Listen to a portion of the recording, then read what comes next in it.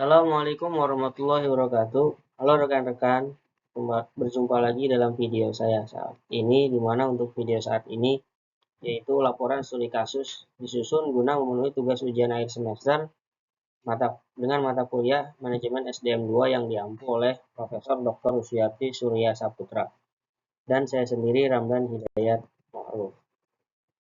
Kata pengantar, dengan mengucap puji syukur kehadirat Tuhan Yang Maha Kuasa yang telah memberikan karunia dan lindungannya, disertai keteguhan dan kesabaran hati, begitu besar rasa syukur yang dirasakan. Karena berkat ridhonya lah sehingga akhirnya laporan studi kasus ini dapat diselesaikan. Laporan ini disusun untuk memenuhi salah satu tugas ujian akhir semester mata kuliah Manajemen SDM 2. Dengan rasa rendah hati, penyusun menyadari bahwa laporan ini masih jauh dari kesempurnaan, baik dari segi penyajian, penulisan, dan penggunaan tata bahasa. Oleh karena itu, kritik dan saran yang bersifat membangun sangat diharapkan untuk perbaikan di masa yang akan datang. Walaupun demikian, penyusun mengharapkan laporan studi kasus ini dapat bermanfaat bagi kita semua. Kasih 2 Agustus 2024. Dan berikut adalah daftar isinya. Bab yang pertama, untuk latar belakang. Studi kasus adalah suatu cara untuk memperoleh data lengkapnya tentang perusahaan dan karyawan. Data tersebut diolah dan dianalisa. Kemudian hasilnya akan dapat digunakan untuk menduga permasalahan dari perusahaan dan karyawan. Melalui studi kasus ini, penulis akan dapat memahami perusahaan dan karyawan secara mendalam. Penulis akan mampu memperoleh informasi tentang sebab-sebab timbulnya masalah, serta untuk menentukan langkah-langkah penanganan terhadap masalah yang dialami perusahaan dan karyawan tersebut. B. Tujuan. Adapun tujuan dari studi kasus ini dilaksanakan adalah: 1. Sebagai dasar atau acuan dalam pemecahan masalah. 2. Dapat memiliki data yang lebih untuk dilakukan pengolahan tahap selanjutnya. Manfaat. Yang pertama untuk penulis.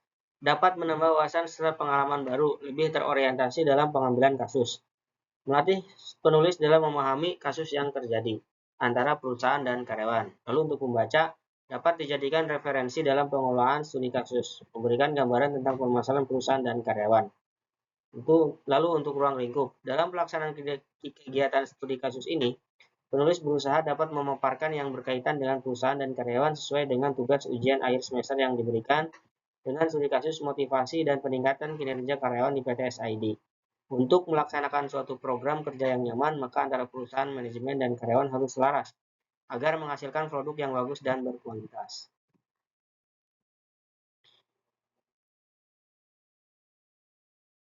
Data yang diberikan terkait dengan latar belakang perusahaan dan karyawan yang menyebabkan adanya suatu permasalahan yang muncul dalam organisasi.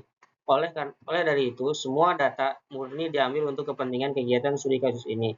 Informasi dan data-data mengenai perusahaan dan karyawan ini juga dirahasiakan, dan apabila ada penyajian dari studi kasus ini terdapat kesamaan dengan identitas atau masalah dengan hal lain, itu hanya secara kebetulan saja. Lalu yang kedua, bab kedua, pelaksanaan studi kasus motivasi dan peningkatan kinerja karyawan di PT SID. Latar belakang perusahaan. PT SID adalah perusahaan Jepang yang bergerak di bidang otomotif yang memproduksi spare part mobil yang berfokus pada bagian regulator window sistem kaca mobil dan seat device, bagian seat rack dan reclining. Berdiri di Indonesia pada tahun 2012. Perusahaan ini memiliki sekitar 250 karyawan yang terdiri dari 5 departemen, yaitu produksi, quality, production control, engineering, maintenance, dan staf pendukung lainnya. Selama beberapa tahun terakhir, PT SID menghadapi tantangan dalam hal motivasi dan kinerja karyawan yang berdampak pada produktivitas dan kepuasan pelanggan.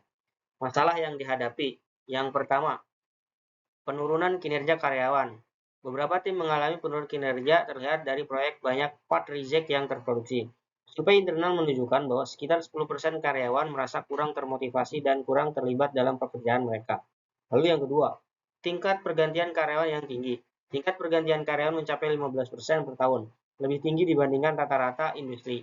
Banyak karyawan yang baru yang keluar setelah kurang dari 1 tahun bekerja. 3. Kurangnya kepuasan kerja. Karyawan melaporkan kurangnya kepuasan kerja dan merasa bahwa kontribusi mereka tidak dihargai. Hal ini berdampak pada suasana kerja dan semangat tim. Pendekatan untuk penyelesaian masalah. 1. Analisis masalah dan identifikasi penyebab. Tim manajemen melakukan analisis menyeluruh terhadap masalah motivasi dan kinerja. Beberapa faktor yang teridentifikasi termasuk Kurangnya penghargaan dan pengakuan. Karyawan merasa bahwa prestasi mereka sering kali tidak diakui. Tugas yang tidak menantang.